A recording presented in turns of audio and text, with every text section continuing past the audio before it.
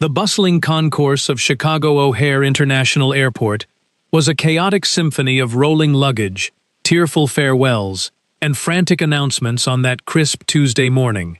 Thousands of travelers wove through the massive architectural marvel, their heavy winter coats brushing against one another as they rushed toward their respective gates. Amidst the sea of hurried humanity, Mary Anderson stood quietly in the serpentine queue for the economy-class check-in counter.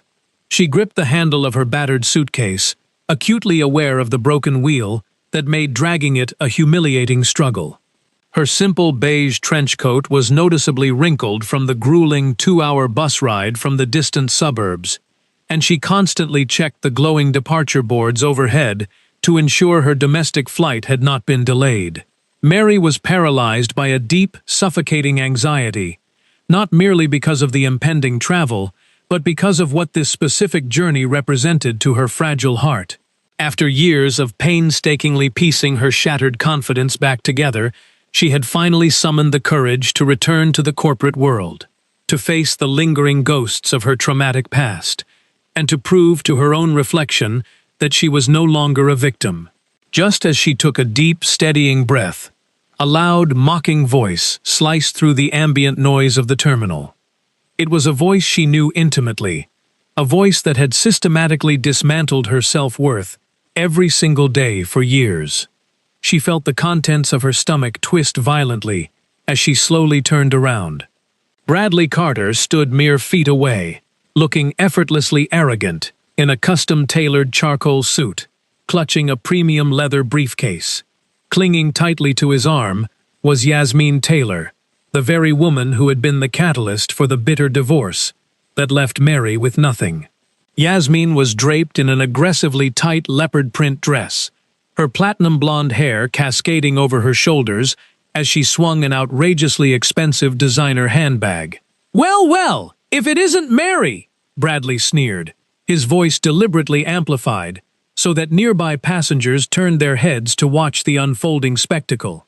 "Did you actually manage to scrape together enough loose change for a bus ticket out of state? What a miraculous evolution for someone so hopelessly incompetent." Yasmin threw her head back and let out a shrill, theatrical laugh, covering her mouth with a hand adorned in heavy gold rings. "Oh, darling, please do not be so terribly cruel to the poor thing," she cooed with venomous sweetness. "Perhaps she is traveling for her highly successful new career." Bradley stepped closer, his eyes gleaming with malicious delight as he looked Mary up and down. "A career?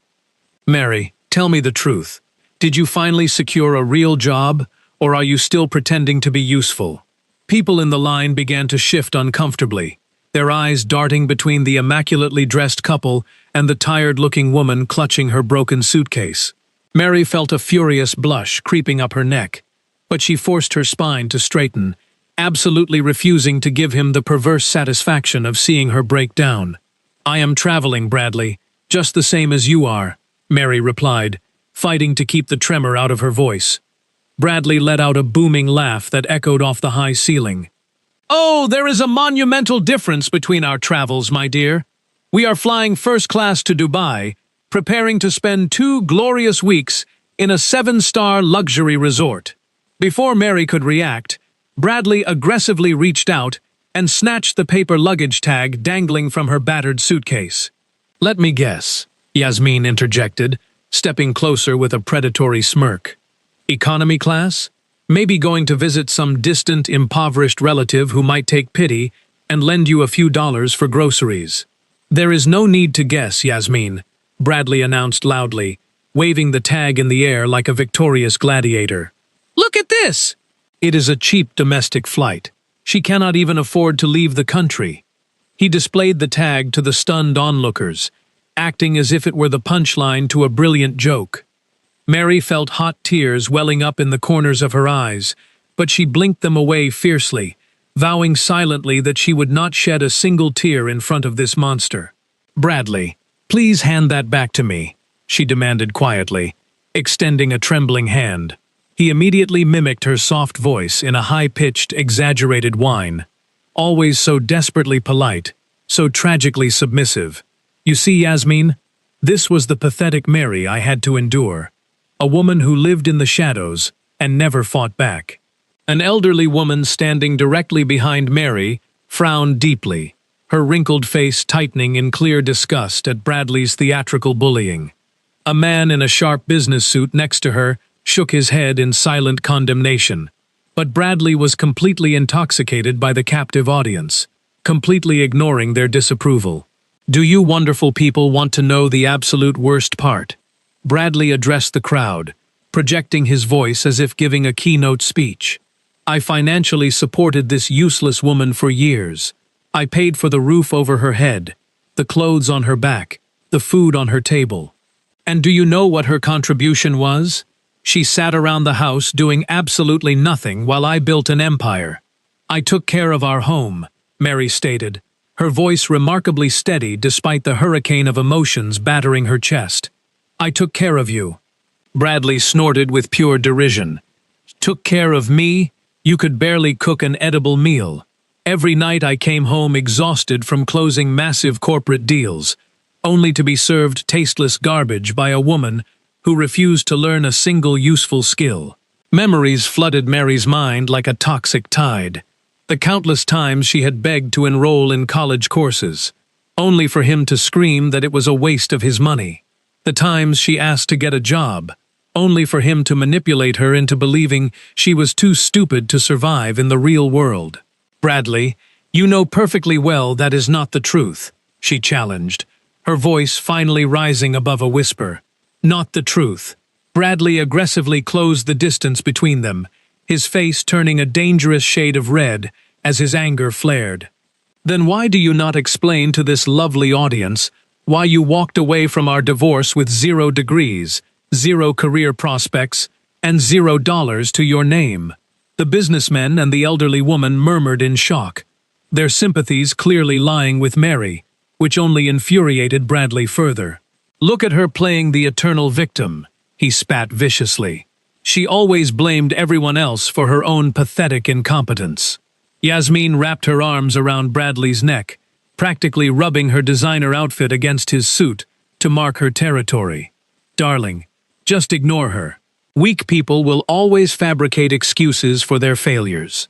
"You are absolutely right, my beautiful love," Bradley purred, kissing Yasmin's forehead with exaggerated affection. "You know, Mary, you should honestly be thanking me on your knees for divorcing you. Now you can finally chase those delusional little dreams of yours, even if it is far too late for you to become anyone important." A burly man standing a few feet away finally lost his patience.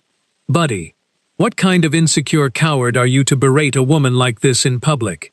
Bradley whipped around, his eyes flashing with narcissistic rage. "Mind your own business. You have absolutely no idea what my history with this parasite is." The elderly woman stepped forward, placing a protective hand near Mary. "I do not need to know your history to recognize a bully. Picking on a woman holding broken luggage is the height of cowardice. Cowardice is draining a successful man dry," Bradley roared, completely losing whatever thin veneer of civility he had left. Mary's patience finally shattered. "I organized your entire chaotic life, while you gladly took all the credit," she shouted, tears finally spilling over her eyelashes. Airport security personnel in neon vests began to subtly converge on the area, sensing the escalating tension. "You barely knew how to dress yourself without my guidance." Bradley laughed a dark, hollow laugh. "Only because you constantly criticized every single choice I ever made." Mary shot back, her voice echoing through the terminal. "Because you systematically brainwashed me into believing I was completely worthless without you." Yasmin rolled her heavily mascaraed eyes. "Oh, please spare us the cheap soap opera drama. You voluntarily accepted your life, honey. Nobody held a weapon to your head." Mary shifted her gaze to the blonde woman, her stare so intensely piercing that Yasmin instinctively took a step backward. "One day, Yasmin, you will completely understand. You will understand when he starts doing the exact same thing to you." Yasmin puffed out her chest, masking her sudden unease. "Our relationship is entirely different. I am not a weakling like you." Mary wiped her cheeks with the back of her sleeve. "I firmly believed I was strong too, until years of calculated psychological manipulation tore my mind apart. What a beautiful, tragic monologue. Bradley clapped his hands slowly in mock applause. Did you memorize that from some cheap self-help video on the internet? Mary lifted her chin defiantly. I learned it in the intense therapy sessions that I pay for, with the honest job I secured, after you abandoned me with nothing. Bradley scoffed, throwing his head back. Let me guess. You are bagging groceries? Scanning barcodes at a discount store? The burly man interrupted again. Honest labor is honest labor, you arrogant jerk. Bradley pointed a threatening finger at the man. I am the chief executive officer of Carter Imports. I negotiate multi-million-dollar contracts, while she barely makes minimum wage. Mary took a deep breath, realizing with sudden, crystal clarity that Bradley's cruelty was not a sign of his strength, but a glaring billboard for his profound weakness. He desperately needed to humiliate her to justify his own horrific betrayal. You are right, Bradley, she said calmly, a profound sense of peace washing over her, surprising everyone listening. I am rebuilding my life from the ground up. And do you know what that truly means? Bradley narrowed his eyes suspiciously. It means I possess the courage to start from absolute zero. A courage you have never possessed because your wealthy father handed you your entire company on a silver platter. Bradley's face turned a violent shade of purple. He lunged forward, but a uniformed airport security officer instantly stepped between them, holding up a stern hand. Sir, I am going to have to ask you to step back and lower your voice immediately, the officer commanded. You are causing a significant public disturbance. Bradley scoffed, adjusting his suit jacket defensively. I am merely having a private conversation with my ex-wife. The officer glared at him. It does not look like a conversation, and multiple passengers have complained about your aggressive behavior. Yasmin tugged urgently on his sleeve. Bradley, let us just go. Our first-class lounge is waiting, and she is absolutely not worth this humiliation. Bradley glared at Mary, delivering his final, venomous parting shot. She was just my maid disguised as a wife. She cooked terribly, cleaned terribly, and was useless in bed. That is why I replaced her with a real woman. The crowd erupted in a chorus of boos and disgusted groans, but Bradley simply smirked, wrapped his arm around Yasmin's waist, and strutted toward the premium security lane. Mary stood frozen, trembling violently from the adrenaline and the searing humiliation. The kind elderly woman placed a gentle, comforting hand on Mary's shoulder. Are you all right, sweetheart? That man is a monster, but I can see a fierce fire in your eyes. You are 10 times stronger than he will ever be. Mary whispered a choked thank you. When she finally reached the check-in counter, the airline agent, who had witnessed the entire ordeal, looked at her computer screen and gasped. Miss Anderson, there has been a significant change to your itinerary. You will not be flying commercial today. A representative is coming to escort you to the private executive hangar. Your $80 million private jet is waiting. Mary stood paralyzed by the counter, clutching her battered suitcase as the agent's astonishing words echoed in her mind. Before she could fully process the gravity of the situation, a tall man in a flawlessly tailored navy suit approached her. He wore a discreet earpiece and carried a digital tablet, his posture exuding an aura of quiet authority. A silver badge on his lapel marked him as an elite executive liaison. Miss Anderson? He inquired respectfully, offering a slight, deferential bow. Mary nodded slowly, her heart hammering against her ribs. My name is Richard. I am the senior executive assistant dispatched to escort you to the private aviation sector. Please, allow me to handle your luggage. He reached for the broken suitcase, but Mary hesitated, feeling a sudden wave of profound embarrassment. This torn, cheap piece of fabric seemed like a ridiculous insult to the world she was about to re-enter. Please do not worry about the condition of your belongings, ma'am, Richard said gently, reading her mind with practiced ease. I have already arranged for it to be transported with the utmost care. He signaled with a brief nod, and 2 muscular porters in pristine uniforms materialized out of thin air, lifting the damaged suitcase as if it were a priceless museum artifact. If you would be so kind as to follow me. Richard gestured toward a cordoned-off corridor that bypassed the chaotic security lines entirely. As they walked, the crowds naturally parted for Richard, sensing the undeniable gravity of his presence. Unfortunately, their path took them directly past the velvet ropes of the first-class priority lane, where Bradley and Yasmin were waiting to have their passports checked. Yasmin spotted them first, her jaw dropping open. "Mary, where exactly do you think you are going?" she called out, her voice dripping with condescending curiosity. Bradley looked up from his smartphone, his brow furrowing in deep confusion, when he saw his ex-wife being flanked by high-level security personnel. "Excuse us, please," Richard stated politely but firmly, attempting to guide Mary past them. Bradley aggressively abandoned his spot in line, drawing annoyed sighs from the wealthy travelers behind him. "Hold on a second. Mary, what in the world is happening here? Did you seriously hire a fake VIP escort to pretend you are important?" Bradley's voice was loud, completely incredulous at the absurdity of the scene. Richard stepped smoothly between Mary and her ex-husband. "The lady is expected at the private executive hangar. I must respectfully ask that you allow us to proceed without further interruption." Bradley let out a booming, theatrical laugh. "The executive hangar? Mary, stop this incredibly pathetic charade. How much of your minimum wage salary did you waste to hire these struggling actors?" Yasmin giggled maliciously. "She is so desperately broken that she is staging a performance for us." Richard's polite demeanor instantly evaporated, replaced by a glacial, terrifying professionalism. "Sir, I have no interest in whatever past relationship you shared with Miss Anderson, but you are delaying a highly time-sensitive departure." Bradley's face flushed with arrogant indignation. "Do you have any idea who I am?" "I am Bradley Carter, the owner of Carter Imports. I know this woman intimately. She cannot even afford a decent pair of shoes, let alone premium service."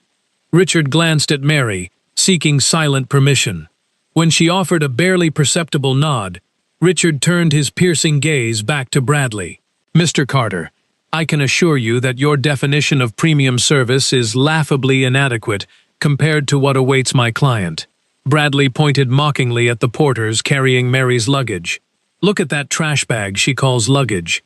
You expect me to believe a VIP travels like a homeless person?" Richard did not blink. "The external condition of the baggage is entirely irrelevant. What matters is that a custom Gulfstream G650 is currently idling on the tarmac in Hangar 5, waiting exclusively for her arrival." A collective gasp rippled through the nearby passengers. A Gulfstream G650 was the undisputed crown jewel of private aviation, an $80 million luxury fortress, utilized exclusively by global billionaires. Bradley's face drained of all color, transforming into a sickly pale white. "You are a liar," he stammered, stepping back. "Mary, tell this ridiculous clown to stop lying." "Would you like me to present the FAA-registered flight logs, Mr. Carter?" Richard asked, tapping his tablet ominously. "Or do you prefer to continue humiliating yourself in an international airport?" Yasmin tugged at Bradley's jacket, genuine panic in her eyes. "Darling, it is obviously a highly sophisticated scam. They are probably trying to kidnap her for her organs. Just let the idiot get taken." Before Bradley could formulate a response, Richard's secure mobile device vibrated. He answered it, listened intently for exactly 3 seconds, and his expression hardened into pure granite. "Understood," he said sharply into the device, terminating the call. He turned to Mary with profound respect. "Miss Anderson, Air Traffic Control just relayed a message. Your father is growing quite concerned about the delay." The word father struck Bradley with the force of a physical blow. He froze completely. "Your father? Mary, your father passed away when you were a teenager." Mary took a deep, trembling breath, knowing that the massive fortress of secrets she had built to protect herself was about to come crashing down. "My adoptive father passed away," she corrected him, her voice ringing with newfound clarity. "My biological father is very much alive." Bradley looked genuinely bewildered. You never once mentioned a biological family. Why would you hide that? Mary's eyes blazed with a decade of suppressed agony. Because you never once bothered to ask about my life before the day we met. To you, I was just a blank canvas you could paint your massive ego onto. This makes absolutely no sense, Bradley shouted, running a frantic hand through his perfectly styled hair. If you possess a father wealthy enough to dispatch private jets, why in God's name were you living like a pathetic peasant? Mary stepped forward, her fear entirely replaced by a righteous, burning anger. Because I desperately wanted to. I wanted to know what it felt like to be loved for my heart, not my inheritance. I wanted to escape the suffocating weight of my family name. Yasmin's eyes widened in horror as she finally connected the dots. Family name? What exact family name? Richard stepped forward, his voice echoing loudly across the silent terminal. Anderson is not merely a surname, Miss Taylor. It represents Anderson Enterprises, one of the most powerful corporate conglomerates in North America. The polished marble floor seemed to vanish beneath Bradley's expensive leather shoes. Anderson Enterprises. Every single business owner on the continent knew that legendary name. They controlled real estate, technology, and international shipping. Their wealth was incomprehensible, making his own multi-million-dollar import business look like a child's lemonade stand. You are lying, Bradley choked out, though his voice lacked any real conviction. She cannot be. She is just a simple, uneducated. Mary cut him off, her voice slicing through the air like a razor. A simple girl you could completely control? A woman with zero ambitions who would never outshine your fragile masculinity. A convenient, quiet maid you could routinely abuse to make yourself feel like a king? I gave you an amazing life, he screamed, desperation clawing at his throat. A beautiful house, warm food, absolute comfort. Mary shook her head, pity mingling with her rage. You handed me a gilded prison cell, Bradley. You aggressively isolated me from my friends, dictated what I wore, and crushed my spirit. I walked away from a multi-billion-dollar legacy just to build a normal marriage with you, and you destroyed it for sport. The crowd of onlookers began to whisper feverishly. People were recording the interaction on their cell phones. Billions? A woman nearby whispered to her husband. Yes, Mary confirmed, turning back to Bradley. When I turned 21 years old, I legally inherited $3 billion from my late grandfather. But I refused to touch it. I wanted someone to love Mary, the person. Bradley looked like he was going to vomit. You had access to $3 billion, and you never told me? Mary laughed, a harsh, humorless sound. I would have told you everything if you had ever shown an ounce of genuine interest in my soul. But you only cared about what I could do for you. Richard gently placed a hand on Mary's back. Miss Anderson, we truly must depart. Your father is waiting on the aircraft. Bradley desperately lunged forward, grabbing Mary's wrist. Richard and two heavily armed airport police officers instantly converged, violently shoving Bradley backward. Do not ever touch her again, Richard growled, his hand resting near his concealed weapon. Bradley held his hands up in surrender, his eyes wide with wild, pathetic panic. Mary, wait, please, Bradley pleaded, all traces of his former arrogance completely annihilated. We can sit down and discuss this rationally. This was all just a terrible, catastrophic misunderstanding. Mary looked at him with profound disgust. A misunderstanding? You spent the last 20 minutes publicly branding me as worthless trash. You openly bragged about replacing me with another woman, and now you suddenly want to talk? Bradley dropped to his knees right there in the terminal. I did not know. How could I have possibly known you were incredibly wealthy? Mary smiled sadly. And that is exactly why I never told you, Bradley. Because the money is the only thing that actually matters to you.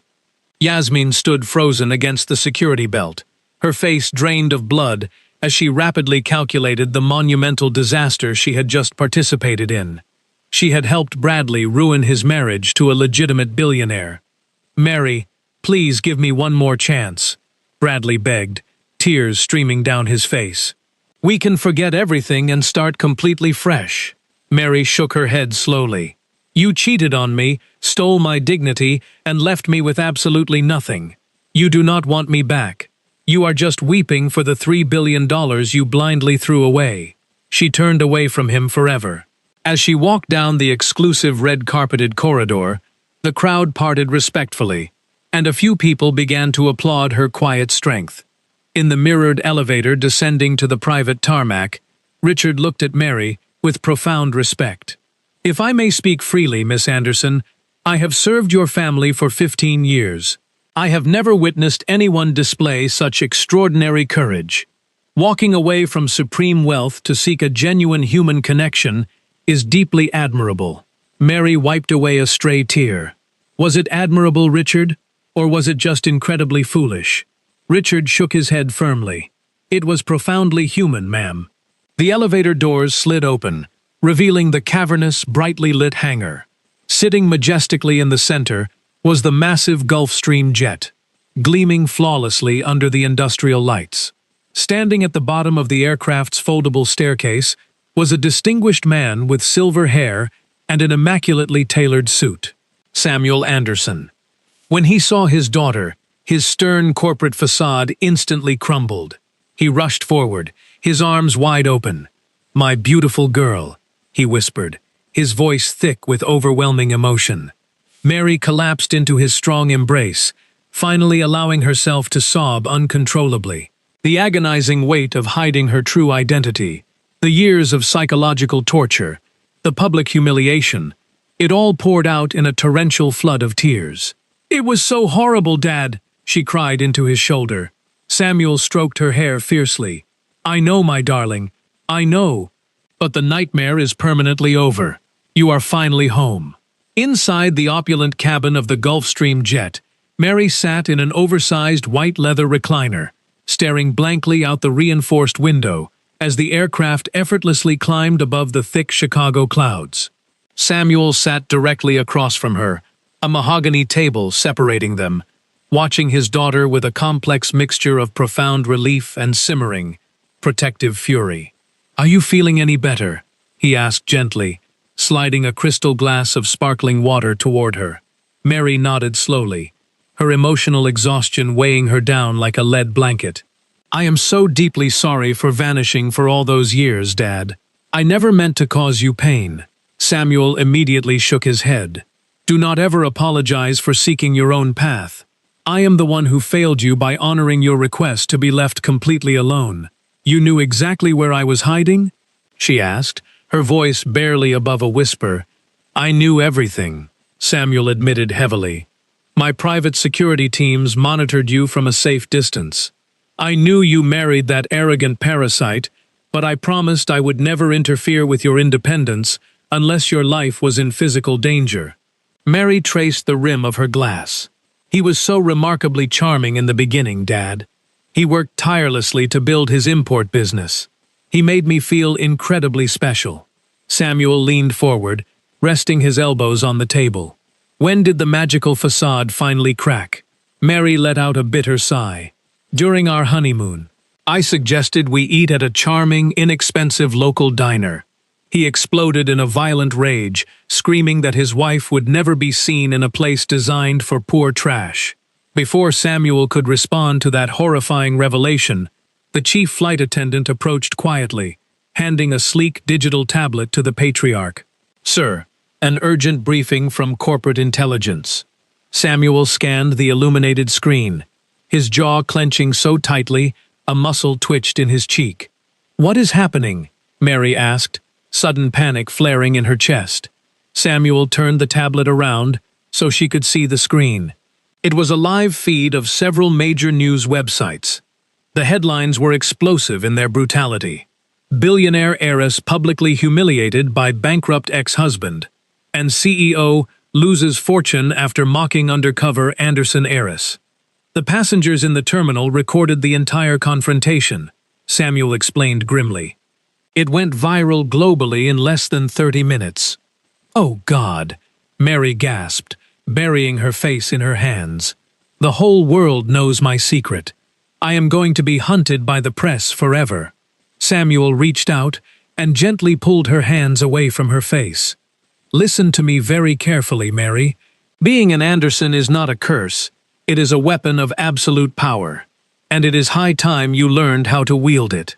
He tapped the tablet again, bringing up a financial dashboard. "There is something else you urgently need to know. Bradley's import company was already struggling with severe cash flow issues. But as of 10 minutes ago, it is entering a fatal death spiral." Mary frowned in utter confusion. "What do you mean?" Samuel smiled, a cold, predatory expression that terrified his business rivals. Exactly 50% of his major supply contracts are ultimately controlled by subsidiaries of Anderson Enterprises. The moment the video of him abusing you hit the internet, every single one of those executives independently triggered their termination clauses. They are willingly paying massive breach of contract penalties just to sever all ties with him. Mary felt the blood rush from her head. "Dad, I did not ask for him to be financially destroyed." Samuel shook his head. "I did not order this, Mary. This is the natural consequence of being a universally despised monster. Nobody in the corporate sphere wants their brand associated with a man who psychologically tortures women in public." Meanwhile, back on solid ground, the reality of Samuel's words was hitting Bradley with the force of a runaway freight train. He was barricaded inside a rented private lounge at the airport, frantically screaming into his shattered cell phone on speaker mode. "Amanda, what do you mean they are all canceling?" he roared at his terrified secretary. "Sir, it is an absolute bloodbath." Amanda's voice trembled through the damaged speaker. "Our largest logistics partners refuse to return my calls. Our main international supplier just wired us the penalty fee and voided our 10-year agreement. Sir, with the sudden loss of revenue and the massive loans coming due next week, we are going to be technically bankrupt in 14 days. 14 days? Bradley choked, his vision swimming as a severe panic attack seized his chest. That is fundamentally impossible. You cannot bankrupt a massive corporation in 2 weeks. Amanda hesitated, her voice dropping to a fearful whisper. Sir, have you seen the internet? There are millions of people calling for a global boycott of our products. They are calling you an emotional abuser. Bradley hurled the broken phone violently against the wall, smashing it into countless pieces. He slumped against the leather sofa, pulling his hair in raw, unadulterated agony. He had thrown away a loving wife and access to $3 billion for absolute ruin. When he looked up, Yasmin was standing in the doorway, clutching her designer bag, looking at him with undisguised contempt. "Where exactly have you been?" Bradley snapped, desperation making him vicious. Yasmin refused to step fully into the room. "I have been reading the news, Bradley. You told me she was a pathetic loser dragging you down. You never told me she was corporate royalty." Bradley stood up, his fists clenched tight. "If you had known she was a billionaire, would you have still slept with a married man?" Yasmin sneered coldly. "I would have run in the opposite direction. You dragged me into this apocalyptic nightmare, and I am entirely done. We are finished." She turned on her expensive heels and sprinted down the corridor, leaving Bradley utterly alone in the suffocating silence of his shattered life, waiting for the final blow to fall.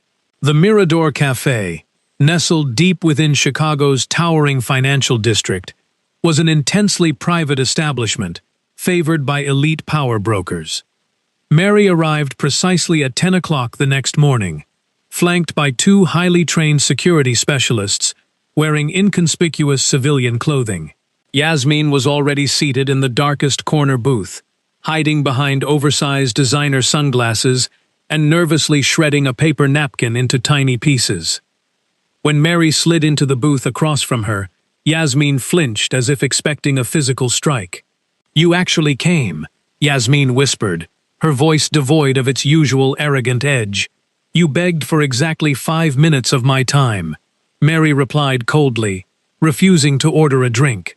"Start talking." Yasmin removed her dark glasses, revealing eyes that were severely swollen and bloodshot from hours of violent weeping. "Mary, I need to profoundly apologize. Mary let out a sharp, incredulous scoff. You actively participated in the systemic destruction of my marriage.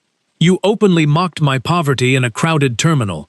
And now you expect a simple apology to fix it? Yasmin shook her head frantically. No, I know I deserve to burn for what I did. But you need to know the absolute truth about Bradley.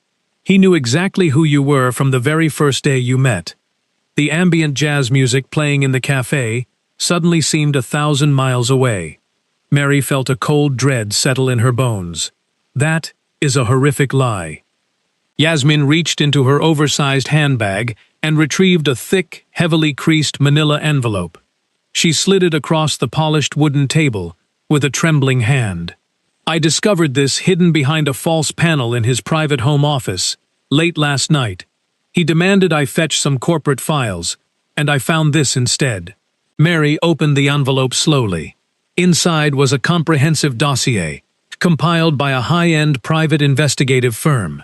It contained dozens of photographs of Mary in her youth, detailed family trees of the Anderson dynasty, and terrifyingly precise logs of her daily routine when she was trying to live incognito. The most damning document was a final report dated 6 months before Bradley intentionally bumped into her at a local bookstore. He targeted me, Mary whispered, her lungs struggling to pull in oxygen. It was never an accident. Yasmin began to cry softly. It gets much worse, Mary. He aggressively hired me to infiltrate your life. Mary stared at the weeping woman, unable to process the sheer magnitude of the betrayal. He offered me $100,000 in cash to pretend to be his new lover, Yasmin confessed, tears ruining her makeup. His grand master plan was to absolutely decimate your self-esteem, make you feel entirely dependent on his goodwill, and then manipulate you into signing over massive power of attorney documents just before you turned 30 years old, granting him unrestricted access to your hidden trust funds. Mary felt a wave of violent nausea wash over her. Every single argument, every cruel insult about her cooking, every time he made her feel utterly worthless. It was all a meticulously calculated psychological operation. Why would you ever agree to participate in something so profoundly evil? Mary asked, her voice cracking with raw pain. Yasmin buried her face in her hands. Because my mother was diagnosed with terminal cancer. The experimental hospital treatments cost a fortune, and I was completely desperate for cash. He promised me the money would save her life. But she died 3 months ago anyway.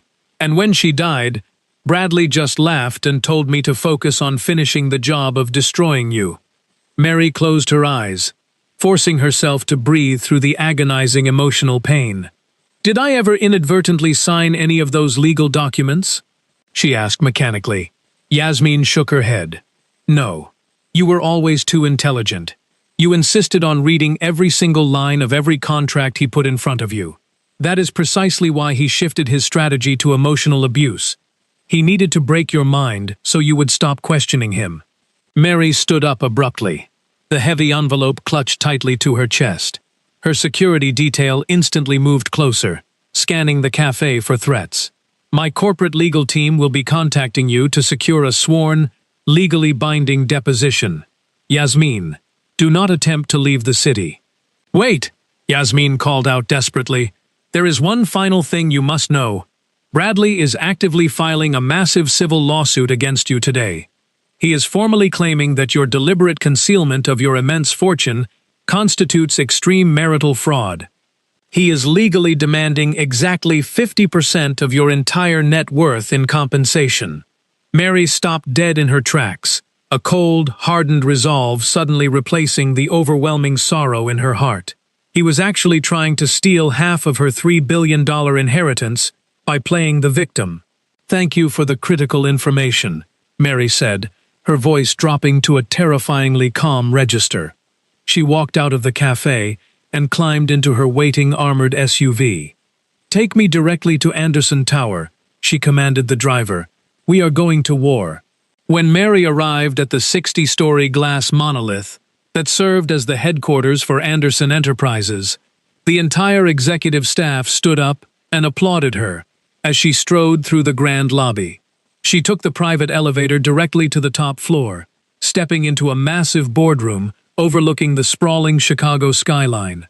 Samuel was waiting alongside Helen Collins, the ruthless, incredibly brilliant chief legal counsel for the conglomerate.